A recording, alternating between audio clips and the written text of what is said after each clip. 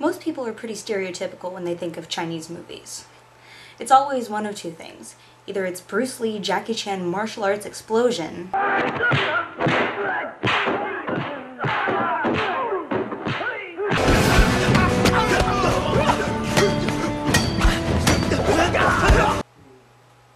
or they're completely depressing.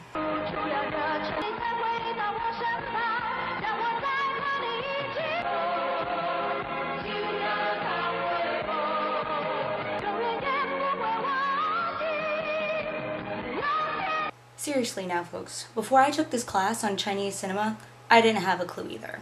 But there's more. So much more. See, it all started with this guy named Ren Qingtai. He owned the first photo studio in Beijing. He took some of his local opera friends and filmed some of their performances so he could make money from their fans over and over and over again. And poof, Chinese cinema was born.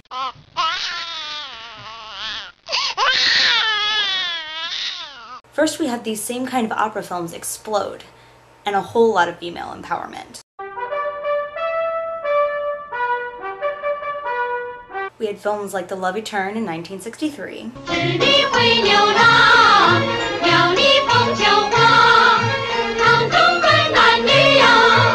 and Red Detachment of Women in 1972.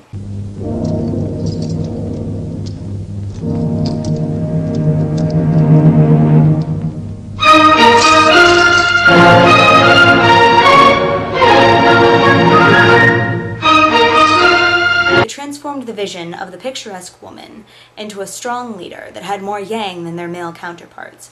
Sometimes the men had more makeup on even than the ladies. Yeah, nice. Work it, baby. Hey, baby. Or were just played by ladies to begin with.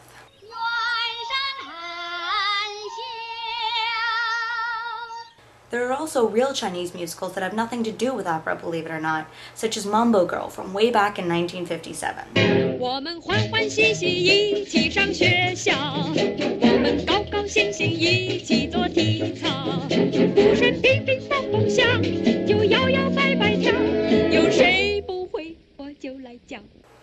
Which had fantastic musical sequences that didn't have a whole lot to do with the plot, but were fantastic performances.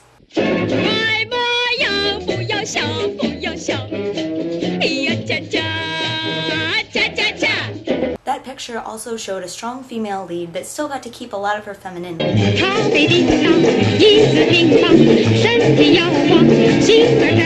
Similarly, Come Drink With Me, a King Hu classic from 1966, also featured a female heroine with some great fighting skills.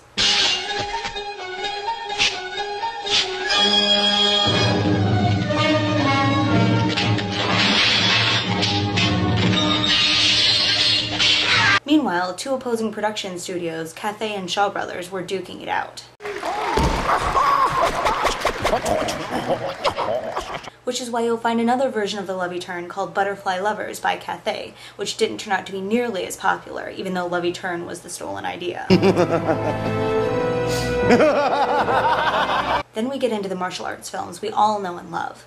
Thanks to Chinatown cinemas and art house cinemas across the nation, films like Fist of Fury made their mark.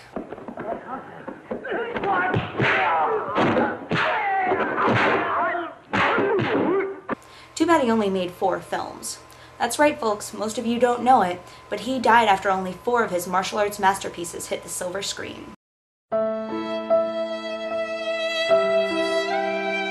It's thanks to guys like him that we have gems like 36 Chamber of Shaolin that shows respect for all forms of martial arts.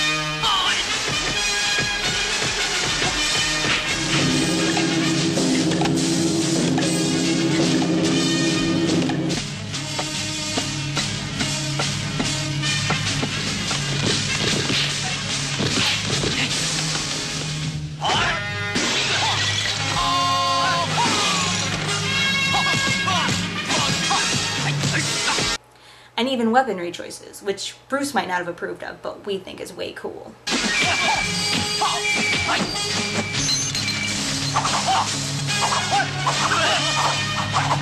Either way, men in the 80s, and let's face it, late 70s, needed a whole lot of testosterone to make it big in the Chinese film industry. Alright folks, let's get back to that fantastic and supernatural thing, which got a huge boom when comedy, martial arts, and drama put together still weren't enough to sell a movie. If the special effects in Zoo Warriors of the Magic Mountain and Kung Fu Hustle aren't enough to keep you entertained, nothing is.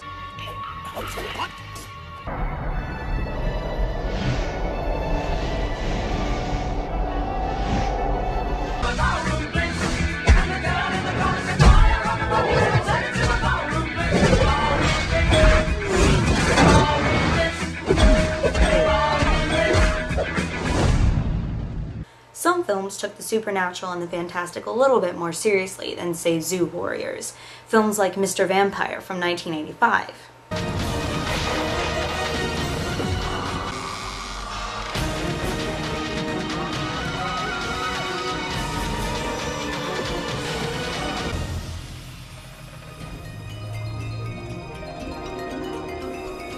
And A Chinese Ghost Story from 1987. In a place where fantasy and reality collide, one will defy her destiny and dare to fall in love with mortal man. Both of these films brought back the alluring woman and her scholarly lover who kept his shirt on, thank you very much. Almost all ghosts in Chinese folklore are women who are unfortunate or forgotten because they never became the mother or the wife of someone to be remembered throughout history. Similar spectral women appear in films such as Rouge from 1987.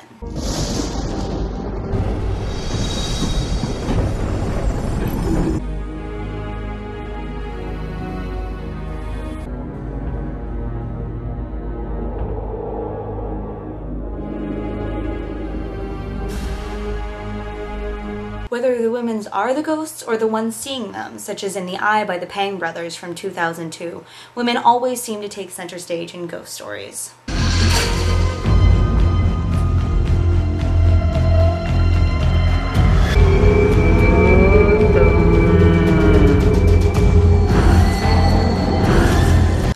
And for those of you who are really into art house films or maybe really dig the French New Wave, Chinese cinema even has movies for you like The Hole by Tsai Ming-liang in 1998 and Wong Kar-wai's Ashes of Time Redux from 2008.